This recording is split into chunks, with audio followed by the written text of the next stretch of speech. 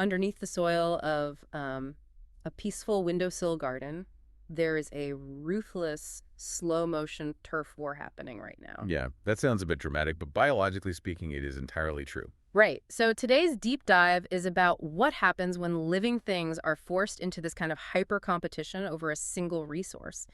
And, the dangerous illusions of growth that come out of that panic. It's a really fascinating survival mechanism to look at. It really is. So we are looking at a single piece of source material today. It's a deeply personal, highly technical, and honestly surprisingly poetic blog post from March 2026. It's written by an author named Ang. And on the surface, it really just reads like a simple gardening diary. Yeah, but our mission today is to unpack a highly specific botanical crisis he documents, which he calls the ladder effect. By decoding his notes, we are going to extract some pretty profound insights about growth, competition, and how to debug a failing system. Okay, let's unpack this. To really grasp the gravity of this botanical crisis, we first need to establish the analytical lens of the person actually documenting it. All right, we need to know who Ang is. Exactly. So the source lives on qianmeng.org, which is subtitled as The Journal of an Old Software Plumber. Which is such a great title. It really is. This is someone deeply embedded in free, Libre, and open source software, or FLOSS. He treats information as something that must be exhaustively tracked, analyzed, and shared with the community. Exhaustive is the right word. I mean, to give you an idea of the scale we are dealing with here, he has been blogging since 2011, and in just the month of March 2026 alone, he published 252 posts. Yeah, the sheer volume is mathematically staggering. It's roughly 8 posts a day, every single day. But, it isn't just the sheer volume that stands out to me. It's how he applies a developer's mindset across completely unrelated disciplines. Right, because he doesn't just write about code. Exactly. He will publish a highly technical breakdown on, Haskell programming or Wi-Fi 7 routing protocols, and then in the very next breath, he applies the exact same diagnostic rigor to managing the dominance hierarchy of his aquarium fish, or, his ram's horn snails. Or his diet, even. Yeah. It's not just a random list of hobbies. It's an open-source neural network of systems analysis. It actually reminds me of the ultimate now page for a modern Renaissance thinker. It's almost like finding a digital version of Da Vinci's notebooks, but supported by organizations like the EFF, the FSF, and Wikipedia.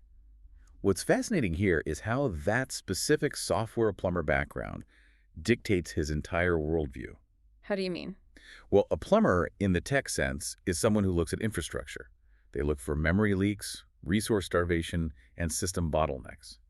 So when someone with that specific wiring looks at a pot of soil, they don't just see dirt and leaves. You see a system. They see a closed-loop resource management system.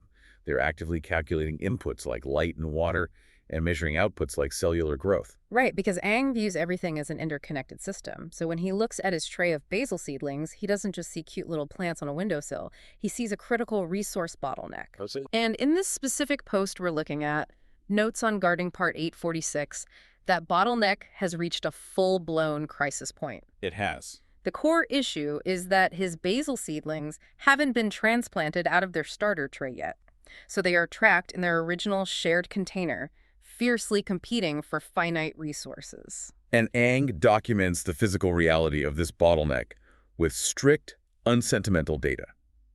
He notes that regardless of the specific basil variety, seedlings at this stage of biological development should establish a baseline height of roughly 2 to 3 centimeters. 2 to 3 centimeters, got it. Right. That is the metric for a stable, healthy system.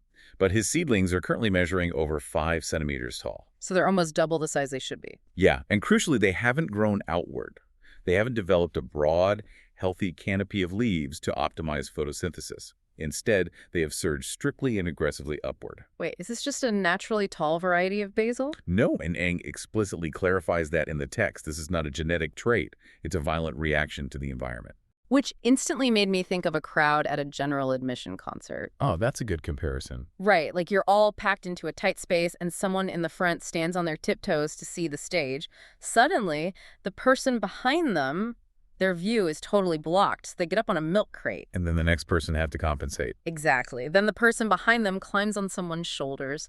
Within minutes, everyone in the crowd is 10 feet in the air, completely off balance, and just terrified of losing their line of sight.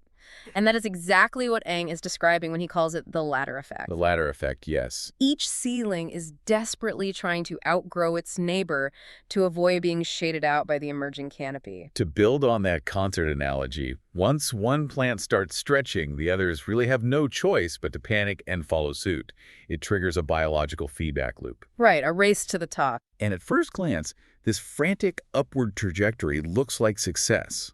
You see a tall plant, and you instinctively think it's thriving.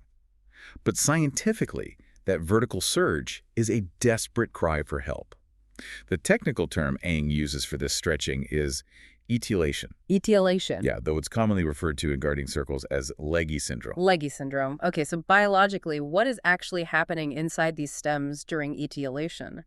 Because, on the outside, they look like they are putting in a massive amount of work just to survive. Well, they are, but it is a triage response. Yeah. The why behind etiolation really comes down to survival mechanics. Okay. When a plant senses a shift in light quality, meaning it detects it as being overshadowed by neighboring leaves, it assumes it is trapped under a larger canopy. So it panics. In response, it triggers an emergency protocol. It halts the production of structural compounds, like the dense cellulose required for thick, sturdy cell walls, and it stops outward leaf expansion entirely. Oh, wow. Instead, it reallocates every single ounce of its stored biological energy into elongating the cells in its main stem. So it's essentially stretching its existing cellular material as thin as possible just to break through to the light. Precisely. The cell walls stretch dangerously thin. It is structural starvation masked as rapid growth. That is wild. The plant is betting its entire life on breaking through that imaginary canopy before it runs out of the energy reserves stored in its original seed. If it doesn't find abundant light soon, it becomes incredibly top-heavy. Because the stem is too weak to support its own leaves. Exactly. And the slightest breeze, or literally even the weight of a water droplet, can snap it in half. Here's where it gets really interesting. I was digging through the chronological archive of his blog, and just 4 weeks prior to this exact post, back in late February 2026, Eng wrote a post titled Notes on Gardening Part 826, Leggy Seedlings Again. So I have to play devil's advocate here. If he is this meticulous data gatherer, this systems architect who documents hundreds of variables a month, why is he making the exact same leggy seedling mistake he made just a few weeks ago? It's a fair question. It looks like his system is actively failing. Is nature just inherently resistant to our attempts to control it, no matter how much data we collect? Well, it looks like a failure if you view gardening as a simple binary pass-fail test. But if we connect this to the bigger picture, we have to remember the open source software methodology we talked about earlier. Right, the software plumber mindset. In software plumbing, discovering a recurring bug under altered environmental conditions isn't a failure. It's the core of iterative learning. Living systems, unlike deterministic computer code, are highly volatile. They don't just stay put. Exactly. A microscopic change in the angle of the sun coming through the window as the seasons shift, a minor difference in soil moisture, or even a delay of just 48 hours in transplanting can trigger that panic response all over again. So he's not failing, he's just gathering new data. Eng isn't failing. He is running a live diagnostic. He is documenting the continuous loop of debugging a living system where the variables never stop moving. Okay, so how do you actually debug a biological panic response? Because once a system is compromised by this hyper-competition, once you have this precarious ladder of etiolating basil, you have to intervene to stop the feedback loop. You do. And looking at Eng's 3 mitigation strategies in the text, it strikes me that none of these are gentle. They all require pretty violent intervention to save the system. They are definitely extreme measures. Right, so first he suggests thinning out the weak seedlings. Second, pruning the tips to force lateral growth. Or third, transplanting them and burying the stems deep into the soil. The intensity of the interventions reflects the severity of the structural deficit. Let's look at the mechanics of how these mitigations actually work, starting with pruning. Yeah, let's break that down. When Eng says to prune the tips for lateral growth, he is effectively hacking the plant's chemical routing. The uppermost tip of a plant contains a cluster of cells called the apical meristem. Apical meristem. Okay. This tip produces hormones that actively suppress the growth of lower side-facing branches. It's a concept known as apical dominance. Oh, so the top of the plant is literally telling the sides not to grow. Exactly. By physically snipping off the top of the plant, you instantly remove that chemical suppressor. The plant is biologically forced to activate its dormant side buds, reallocating its energy horizontally instead of vertically.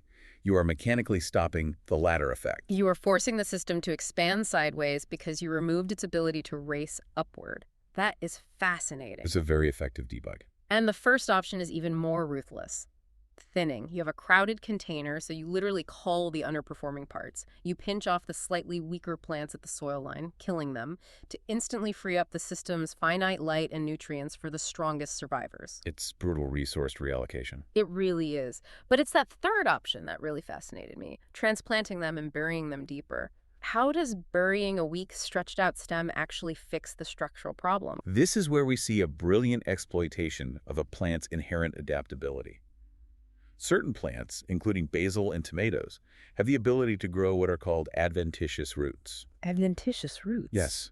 When you take that long, fragile, etiolated stem and bury it deep into moist, dark soil, the stem cells detect the environmental change. They literally differentiate their biological function, transforming from stem tissue into root tissue. Wait, the stem turns into a root? It does. You are taking the weakest, most vulnerable part of the plant and forcing it to become the foundation.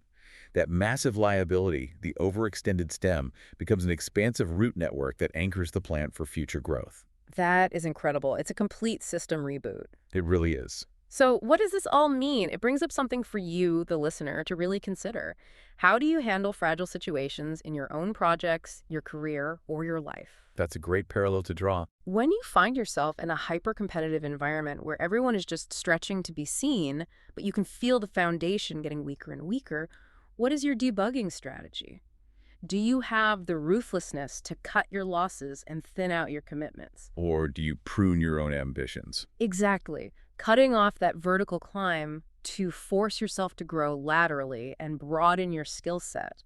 Or do you completely transplant yourself, taking that fragile, overextended growth and burying it deep to build a stronger, more resilient foundation? This raises an important question about how we view success. Mm-hmm. Observing the world the way Ang does is a masterclass in critical thinking. It really is. By treating every hobby, every mundane observation, as an interconnected system that requires precise diagnosis, it completely changes the scale of learning. It turns a pale, fragile little sprout on a windowsill into a profound lesson on resource management, the dangers of uncontrolled competition, and the mechanics of resilience. It makes you realize that everything is a complex system if you just adjust your focal length. Absolutely. Before we wrap up, I do want to mention that in the standard disclaimer of his blog, Ang explicitly states that the opinions expressed are entirely his own. He notes that his content is for informational purposes only, and he accepts no liability for any loss or damage incurred by following his notes. Always a good thing to point out. Yeah, so if you go ruthlessly culling your garden or drastically pruning your life choices, you cannot hold the old software plumber responsible. It's a necessary disclaimer when you are publishing hundreds of open source experiments a month. You are sharing the data, not prescribing the cure for everyone's unique environment. Exactly. But I want to leave you with one final thought to mull over, expanding on what we've unpacked today. We've spent this time breaking down how the ladder effect in basil seedlings exposes the extreme fragility that comes from hypercompetition over a single resource, in the plant's case, sunlight. Right. But what happens when we apply that exact same biological mechanism to human systems? The parallels are difficult to ignore. Think about modern corporate structures or, even more visibly, social media algorithms. Are we all just caught in a massive digital ladder effect? We might be. In an environment where human attention is the single finite resource we are all competing for, are we constantly stretching upward to be seen? We see people producing more and more extreme content or taking on highly visible, superficial projects at work. Sacrificing their stability. Right. Sacrificing their own internal stability, their mental health, and their deep foundational skills just to break through the algorithm's canopy. And if we're all fanically elongating our professional and social lives just to outgrow the person next to us, how utterly fragile has our shared foundation become? It's a sobering thought. Just like that etiolated basil seedling we talked about at the start, from the outside, a towering presence looks like massive success. But underneath the soil, it might just be a panic system, one stiff breeze away from collapse, desperate for a deeper root.